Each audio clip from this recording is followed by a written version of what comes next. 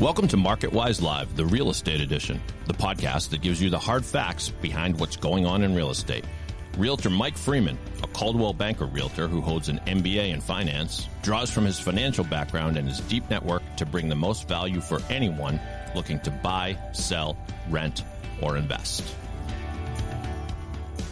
And welcome back to the show, everyone. This is David Yaz of the Boston Podcast Network in our Westwood, Mass studios.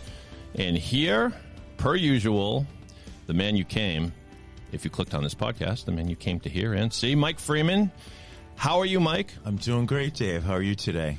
Good. I can't resist a quick mention before we get to our guests and all the exciting stuff we have for the podcast to tell you that I was at Gillette Stadium on Monday night with my son Griffin, who you know. Yeah. And we were there to see Giants quarterback Jackson Dart get knocked into the 300 section. That was awesome. And as a fellow Pats lunatic, I know you must be on cloud nine like me right now. Yeah, it was great. If I knew you were there, because Sam was there too. So is that right? My son Sam is the same year as Dave's son Griffin. Not that we have to get into all the details, but that's how Dave and I originally know each other from coaching. But yeah, we were there as well, and it was a lot of fun. It's great that order has been restored in the universe, and the Patriots are not only a great team, but hated by all. Exactly. Except us. I know you like to bring in professionals from various professional industries, and you guys compare notes, and you talk shop, and you talk about all sorts of things. Another great guest joins us today. So today we have Anya Costa from ID Inc. So, Anya, thank you very much for being here. I think you're going to be an awesome guest. I'm really looking forward to this. It's going to be very different from what we've had, which is good. Oh, there we go. The audience was a little tired from the game. A little late, sorry. That's okay. But no, we've been mixing it up, and we've had people from all different backgrounds, and I think yours fits in nicely. So welcome to the show. Thank you so much for having me. You're welcome. Okay, so we're going to start off, and I want to talk a little bit about your background, because you have a really interesting background if I look back at the history. So I mentioned that Anya founded ID Inc., which by its name, you probably don't know what it is, and that's okay. And we're going to get to that. I want Anya to talk about it. But I'd first like it to just go back a little bit and tell us what you've done in the past, and then maybe end with this current company and how you got there. Yeah, I'm really excited because I'm 100% behind this company. It is exactly my baby. I grew it from just a conceptual part when I was in my master's program. And really, the whole concept started, I was getting my master's in organizational behavior. I was going into HR track. I wasn't even thinking about interior design. That was not a part of where I was going. And even though I have background in design, I have a minor in design and psychology, and I knew I was going to implement design and art in some way. It's always been part of my life. Something always drew me to it. But I played around in marketing. I played around in finance because I also have background in math. That's the crazy combination of you don't know what you want to do when you grow up. No, you don't. And when I went into my master's, I kind of discovered this moment where when we go to work, we're there for 8 hours a day, minimum, pre-COVID. Yes. And we spend so much time with people around us and sitting at a desk in cubicle or whatever it is. And I started really thinking through, even though my program was concentrating on people, leadership, how do you motivate people, something really stuck back and said, in the sense that our surroundings affects us too. Mm-hmm. And so you can coach whoever you want to coach, but if you come in and you hate your job every single day because you're stuck in a cubicle and there's no natural light and there's constantly noise around you, it doesn't matter how much leadership you're going to get. Yeah. It's not going to work very well for you. Leadership council, I mean. And so that's where I really started looking into the environmental concept and environmental psychology and the background behind it and the research and the neuroscience behind how people perceive our surroundings, how people really perceive our world. And it took me into a rabbit hole because as all this amazing research takes you one way and then you get stuck 3 years later, you're still doing research about really interesting things. And I discovered and kind of developed this concept of our senses, our five senses really affect our perception of our reality and how we perceive our surroundings. And they kind of give information on base of how we need to act. And it's really biological and neuroscientific, coming back from even the caveman age. And all of that kind of got me thinking. I'm like, all right, so if I can affect my sight or the sound, what I hear affects me physically, and the things that are around me affect me physically, then I can manipulate that, right? I can change that surrounding to feel a different way, to be a different person. And so that's where really the concept was born of this interaction of psychology, neuroscience, and interior design. Okay. So it took time to get there. This wasn't something that happened in college overnight or right after college. Like, it took a while. Yeah. Which is to be expected for you to get to the way you think right now and everything you just said. Yeah, it took a while. And I think like there was one instant particularly that got me really on this track. And it's a story I constantly tell people because I'm by nature not really like anxious individual or depressed. I tend to kind of not notice that I'm in a bad mood a lot of times. But in this case, I was working while getting my master's. I was working at a university, in a beautiful university campus, very old, beautiful building. But, you know, they didn't care about natural lights back 1800s. Yep. And so I was stationed kind of in the middle of 4 departments with no natural light around me and people walking behind me, in front of me, and I had no downtime whatsoever. And when the professors would close their doors, there was no natural light and just the fluorescent light up over your head. And I noticed very quickly, I'm not feeling good about this. This does not feel good. I feel uncomfortable. I feel anxious. Something is off. I mean, I can name a couple other things that was going in my life during that same time, but that was not the reason why I felt so bad. And so coupled with this experience of like physically feeling off about where I am every single day and almost feeling like I'm stuck in this dungeon on a daily basis from 9 in the morning to 5 p.m. And then I get to drive home for an hour and a half in each direction. So I think all of that really, and lack of natural light, lack of vitamin D, lack of your own space, your own comfort, or ability to like recenter yourself, all kind of, I lived through it. Yeah. And so that helped me also get to the place where I was in at that point. And yeah. Pardon me, but producer Dave here, just wondering what university was it? Was it Poorly Lit University? Was that what it was called? Yes. No, it was in New Jersey. It was Fairleigh Dickinson. Fairleigh Dickinson, okay. Yeah, sure. It was a beautiful campus. But that particular building wasn't lit inside. I mean, I hope they changed it by now. It's been a long time ago. So it's really interesting as you describe that. What I'm thinking is that you're really and you weren't always, but you certainly are now in tune with how your environment impacts you. And I think much, much more than the average person. And I think about, I'm not going to get into all the details because this is about you, but I think about how this impacts housing and how I think sometimes because you're buying a house before you live in it, you don't necessarily realize. Like we as realtors want to show people a house when it's sunny, not when it's raining. And so the environment definitely is a factor. But I think it's something that people just don't necessarily, they're not in tune with as much as you are. Yeah, I think I saw a part of the story. I actually was a stager when I came to Massachusetts. Right. And I worked with a company staging houses, preparing them for sale. And I kind of got into the concept of, well, people get to come in and they have to feel like that's their home, right? So how do we make them feel that? How do we evoke that emotion? By natural light. Right. That's number one. Sunny day, absolutely. A lot of natural colors, light colors, because light balances off light colors. You get a lighter home, a lighter room if you have light colors on your walls. Right. And a tip, you got to paint your ceiling white before you sell because that's a good one. That is a way to bounce light off your whole entire room and add more natural light into the space so it feels brighter. Yeah.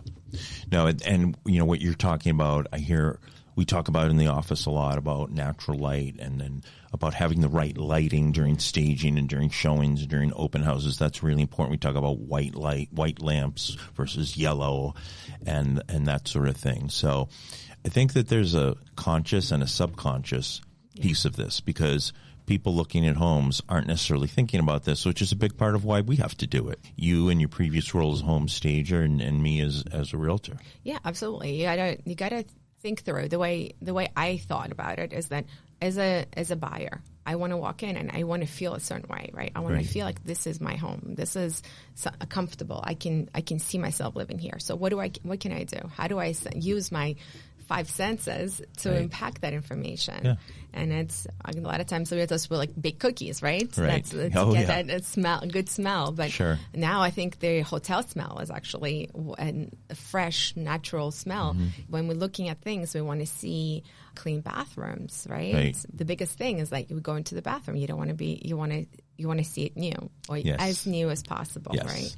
So brand new towels, new soap, small things like that. Small things, just to give that little bit of edge of this is a well taken care of home and it's worth the buy. Yeah. I don't bake cookies, by the way. No? I don't bake anything. I mean, I want people to want the house. Yeah. So if I bake, that won't go over too well. Well, don't burn them, but... Well, they just won't. They'll be burnt or undercooked. Yeah. Okay, enough about that. So tell us a little bit about how, from the perspective of... So talk about your company and talk about what your company does and how it incorporates everything you just said about your background and the way you think about things and how you're just really in tune with and conscious of your environment. Talk about that a little bit. Yeah, so I founded ID Inc. It really stands for intentional design. Okay. Which I was really lucky to get the name and the ID. I know it's maybe somebody was looking for a fake ID. It's not that. I don't do that, guys. That's only after 5. No, intentional design. And it came about, that's a fun story. I got a chance to go and see Oprah Winfrey speak. Okay. At a trade show, a conference. And she was talking about intention in our lives, how we all should have an intention to do good for others. And we all have a set of skills and tools which we use in order to better the world. And at that moment, I was doing some design work. I was working for different companies, designing office spaces already. And I just finished a really great project at that time. So I should have been feeling amazing about it, but I felt lost. I wasn't sure if I wanted to go into HR. I'm not sure why I felt lost. Okay. But after a big win, you should have been on cloud nine, and I wasn't. You weren't. And I heard her speak, and she put like 10,000 people into a trance. I heard people like ready to quit their jobs afterwards. But she really spoke about the intention of everything. And it stood out to me because my skill sets are psychology. It's helping other people, really wanting to make their lives better. And that kind of felt, whatever she said, I don't remember. Mm-hmm. I was entranced too. It really spoke to me, and I think I founded ID Inc. really shortly after that. Okay. And I started concentrating on creating spaces for people and small businesses, corporate, and really understanding the human perception and how do we make people feel better in their spaces? How do we make people feel good about their work? How about creating more productive environment, more creative environment? How to promote corporate culture into your environment so that it's without blasting it out and saying this is what we believe in, but the cues of the nonverbal cues of it. We sit down together for lunch, and it's one big table, right? We're inclusivity. Mm-hmm. We want people to concentrate and do their work. If it's in finance, you kind of need to close off and concentrate on numbers. Those are a big thing. Yep. You can't have 10 million people around you, so you have to have a transitional spaces. Right. So I really started concentrating on the human behavior and how do we make their lives better. And then COVID hit. Mm-hmm. And everything shut down. Yeah. And I got busier because people understood that when you're stuck at home at that point, right? You see the orange walls or you see no lights or yellow light. You mentioned yellow light or bright white light. It all affects us. And our eyes actually perceive 30% of our senses are perceived through our eyes. And so what we see affects us physically and emotionally. So people started calling me and saying, hey, can you do what you did in the office for me at home? Okay. Because I cannot deal with this anymore. Yeah, that's interesting. And then home offices were born. And then that was need to be done, right? The background is very important. People, you need, when you're in the meeting, you need people to concentrate on you versus your background. Right. And so that matters. And how do you set that up so that you are the star of your Zoom call, right? Yeah. People have crazy things sometimes. Yeah. And that's what you're right. That's what you focus on. Yeah. People have like the ocean and you start thinking about that. And before your mind is you're in a different place. Yeah.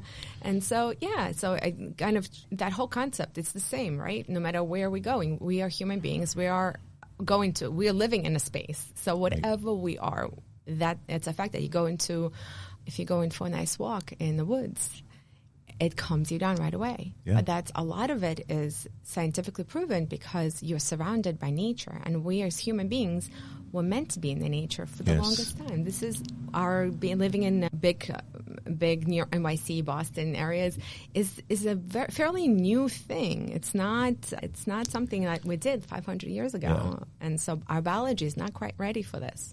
Well, you've made me think of a lot of things related to my home office and our office. I have a feeling Dave's thinking about it too.